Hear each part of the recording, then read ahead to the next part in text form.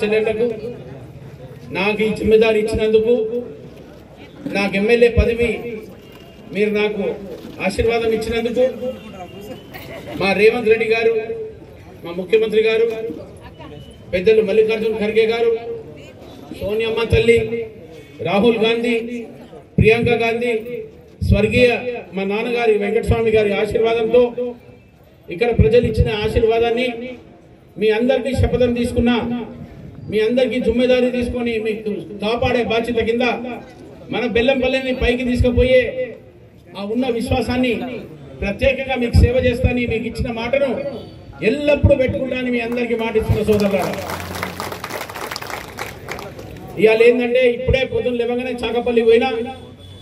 ఆడొక road inauguration చేసి వచ్చిన concern అధికారులతో నేను రిక్వెస్ట్ చేసిన మనం అందరం కలిసికట్టి పని చేసుకుందాం. ఇక్కడ మన దగ్గర డెమోక్రసీ అనేది ఉన్నది, రెండోది ప్రోటోకాల్ అనేది ఉన్నది. మన బెల్లంపల్లిని